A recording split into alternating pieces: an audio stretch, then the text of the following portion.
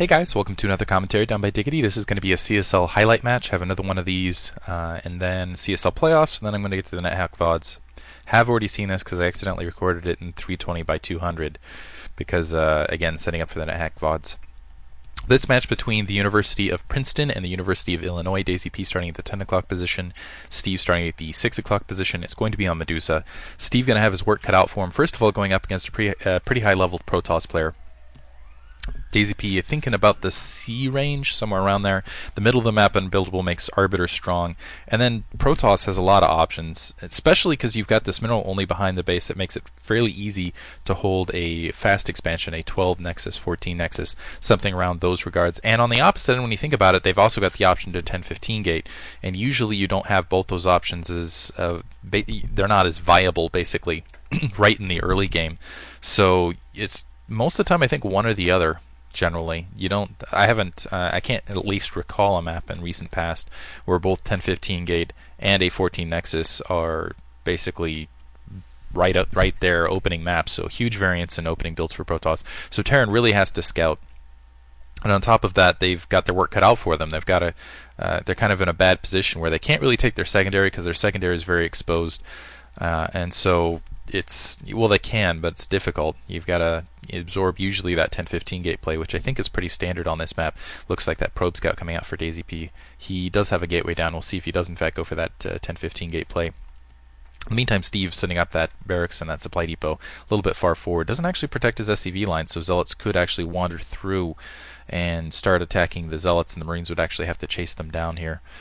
We'll see how that goes. And it looks like Steve is at least scouting the proper direction. Unfortunately for him, so is DaisyP, and assimilator up. I'm sorry if my voice starts going here and there. I've had a little bit of a messed up throat. My sleeping schedule's been completely off.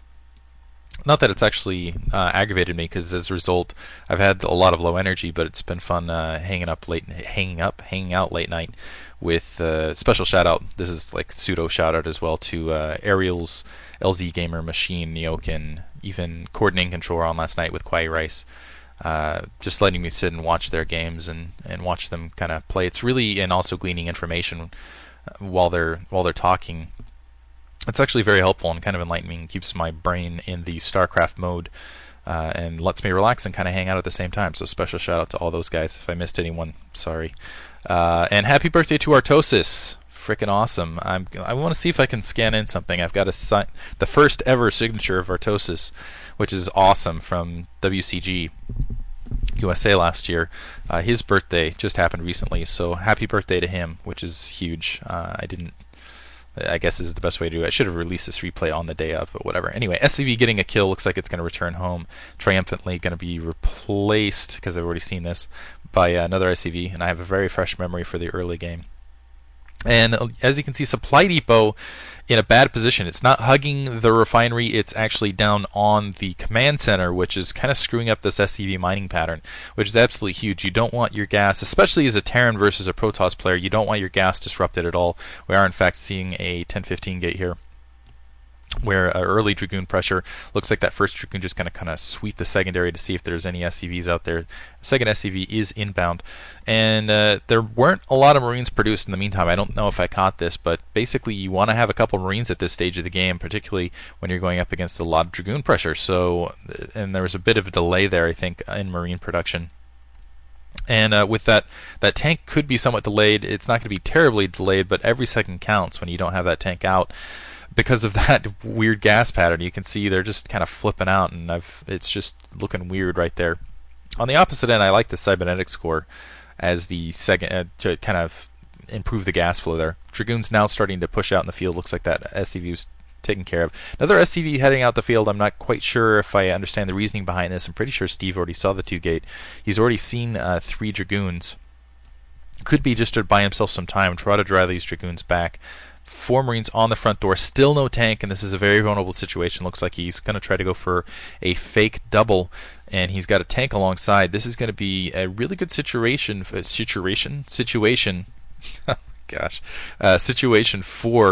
DaisyP. He's going to be able to put a lot of hurting on these Marines. They're basically free targets, 2 additional being produced. The tank does pop, but it's extremely vulnerable right now. And 2 more Dragoons inbound. I'm not sure why 5 Dragoons is the perfect number again. It just feels like 5 Dragoons is the right number to try to snipe that tank.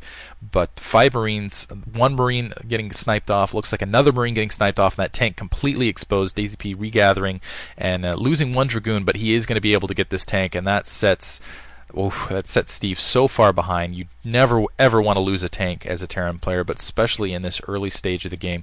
And a Dragoon, oh wow, backing up over the mineral line to draw these Marines back as more Dragoons cycle in. They might be able to even pick off that second tank. Fortunately for Steve, DaisyP wasn't paying full attention. Dragoon in the backfield, it's going to cycle back, and still 4 Marines versus 2 Dragoons. This is not where you want to be, and this sort of and SCVs all off the line. This is just devastating, having his economy harassed.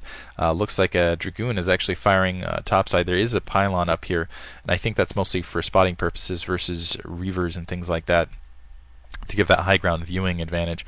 And now the SCV is trying to trace that Dragoon back. This is the problem with having split forces. I'm surprised he's committing that, because the Dragoons can immediately turn around. Trying to get a bunker up on that front door. The Dragoons should be able to range that, though. I don't see an academy down anywhere, so the Dragoons will have an easy time picking that off, especially without a tank anywhere nearby to really support this.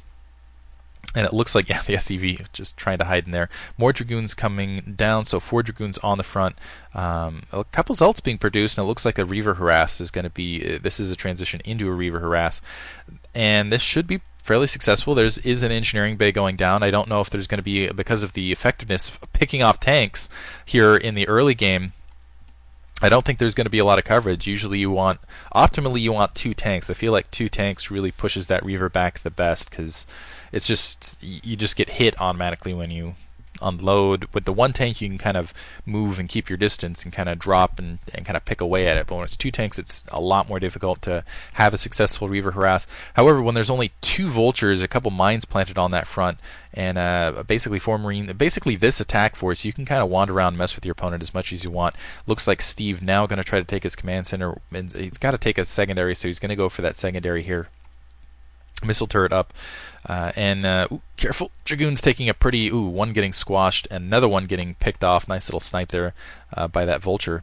Another Dragoon siphoning in here, as well as 2 Zealots and a Reaver. All sorts of, and there's only this single turret to protect right now. More supply depots going down, and the secondary isn't even protected. The mineral only can very easily be picked off. And this is more an anti-DT kind of arrangement than it is an anti-Reaver arrangement, although it looks like it is going to get a couple free hits there. The Zealot's not actually dropping first. That was dangerous. If there were mines there, that could have been disastrous for DaisyP, but I guess he felt confident that he saw, though he didn't see any additional vultures on that front. Gets 1 SCV killed now. He's going to pick that back off. There is a Marine wandering in. Now the Zealot's being dropped to kind of disrupt things, and this is just devastating. Steve's economy was already pretty shattered, and right now it's getting even more worked. It looks like a Zealot able to get a turret, and now the Dragoon's starting to press on that front door. I'm not sure if they took any mine hits or not, but it looks like they are able to get a little damage done there. Might be able to take that bunker down. The SCV's trying to cycle around to the mineral only, however the Reaver's right there to send them back home. This entire time Steve is not mining, and the Marine's getting picked off, having a little bit of trouble figuring out what was going on there. I'm surprised that Zealot's still on the ground. And yeah, that bunker just wailing away at that Dragoon, but you can see they do have range. The bunker's taken out. Barracks overhead trying to protect a little bit. It might burn down, and that would be disastrous if he's only at 1 factory and he doesn't have his barracks to put down additional factories. So, and 28 health. Let's see if he can repair it in time. Looks like he's gonna leave it alone. Now it's up to him to get SCVs. Moving in the Dragoon to try, does snipe it, and this is a bad situation.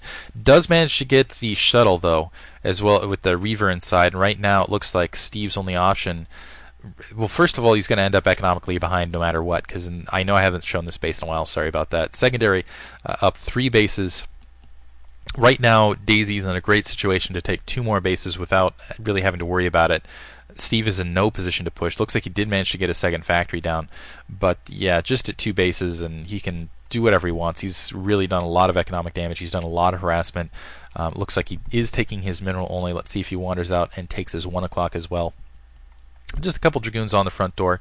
Supply-wise, he's not as far ahead as I would expect him to be at this stage, so falling a little bit behind on his macro.